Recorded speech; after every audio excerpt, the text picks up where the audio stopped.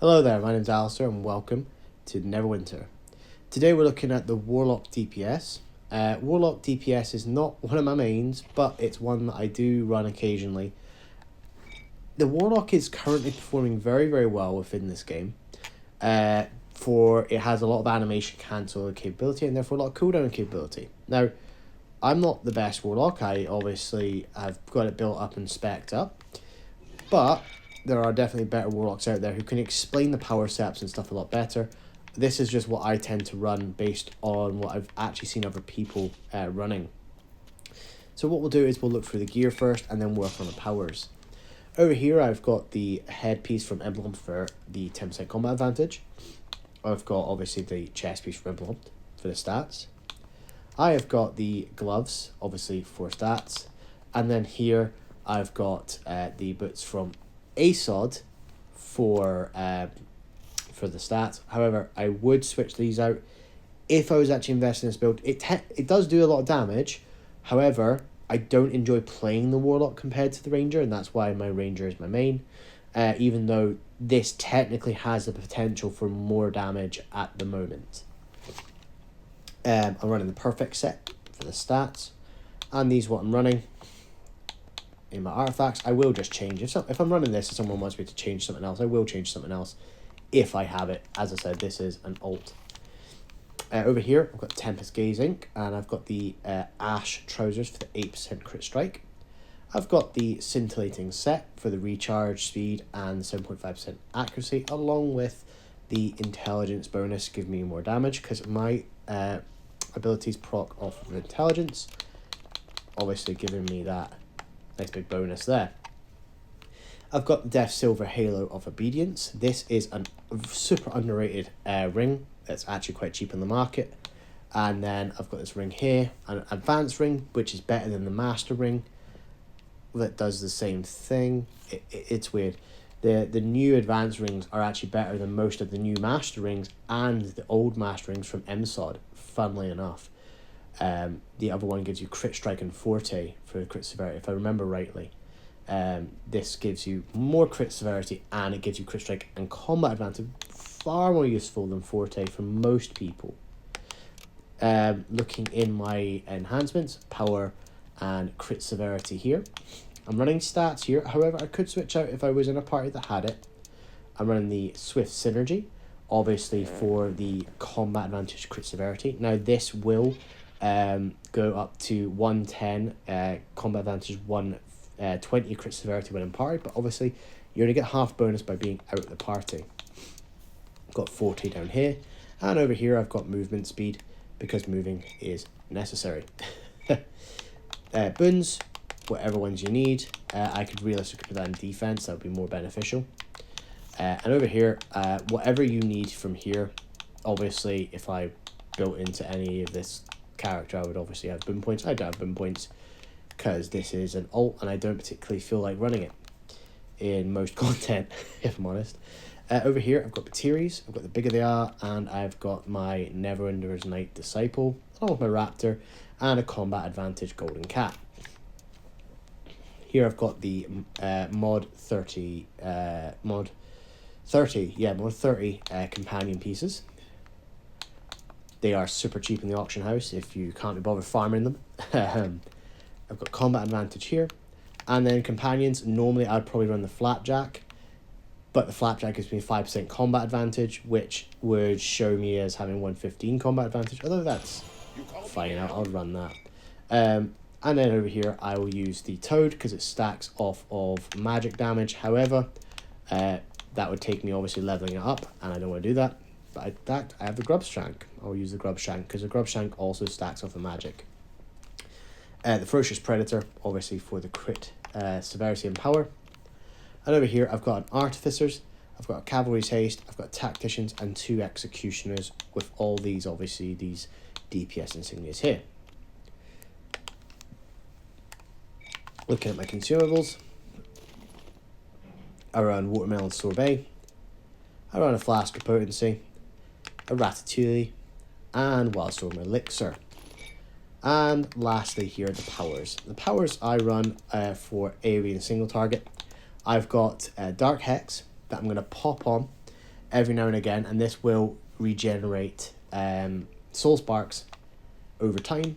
And then Hellish Rebuke, I'm going to animation cancel to get my my soul weave back even quicker. I've got Hadar's Grasp in X because it has the longest cooldown. I've got Killing Flames in Y. And I've got Firebolt in B to do my damage. For AoE, these switch up a little bit. I will use my Hellfire Ring. I'll use Fiery Bolt. And I will use Blades of Vanquished Armies. I don't really play this that much, and so I don't have a separate AoE build. I know, if I remember rightly, people were saying you can get better AoE by switching some of your feats out, but AoE in this game is really just between moving through bosses and dungeons, like, for the most part. MSH and ASH, it's a little bit more important, obviously, to have a better AoE build, but even then, you're pretty much building into single target, possibly with a little bit of overspill into AoE, as you're realistically targeting single enemies at a time anyway. Over here, I've got Soul Siphon, as you see there, and I've got my Tyrannical Curse, which will be my main daily power that I will use in my artifact called increasing damage received by you for 15%. Doing obviously 1150 magnitude. So you want to get this off nice and early in the artifact rotation. Target is damaged, linked passing on 50% of the damage you deal to them, to the others within 30 feet of them. Over here, I have got Dust to Dust. Your damage is increased by 5%, nice flat 5%. And over here, All Consuming Curse. At wills now apply curse to the enemies that they hit, keeping your curse up for longer. As I say, I'm not an expert. If you need the stats, that could work. Movement speed is always nice. Yeah, I'm not an expert in this, but this is what I am running at the moment. I'm running Double Scorch. Soul Scorch initial hit deals an additional 25 magnitude per soul spark spent. So that's extra damage. Warlock's Curse. Your powers deal 15% more damage to afflicted with curse. So you're popping a curse on everything you at will. So that's a nice consistent 15% damage. Soul Investiture now grants 20% bonus to encounter power damage by 2% for each stack you have. Creeping Death. You now deal more damage with at-will encounters and dailies to enemies that are affected with Creeping Death. Creeping Death deals 25 magnitude as necrotic damage every 2 seconds for 10 seconds, stacks up to 5 times. And Soul Spark Recovery. Every 6 Soul Sparks you spend consumed cools down your encounter powers by 1. Now this is the big deal. This is what makes the Warlock really broken at the moment. And honestly, I am kind of expecting them to get rid of the animation cancel. So your encounter rotation is just 1, 2, 3, nice and easy. Right bumper to use your Soul Spark Recovery, and as you see, my encounter powers are back almost straight away. So to make sure that I'm getting my Soul Spark on the left back, I'm going to be clicking my right trigger, and that's going to give me that little burst there, as you see, nice big burst. And then the rest of the time I'm going to be clicking on my left stick as I'm holding down on my left trigger, and that's going to help me regenerate my stuff quicker. So I'll go 1, 2, 3.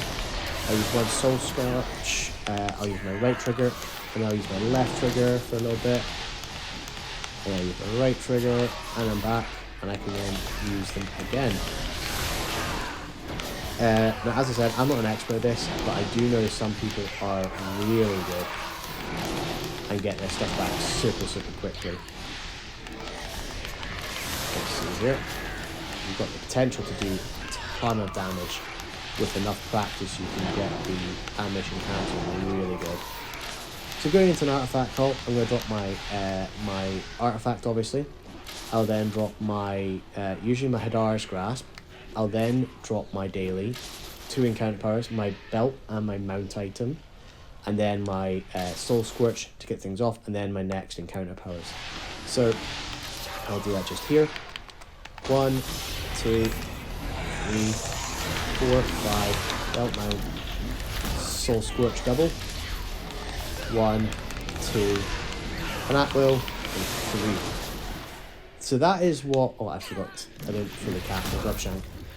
So that's my encounter rotation for my Warlock. That's roughly what it looks like.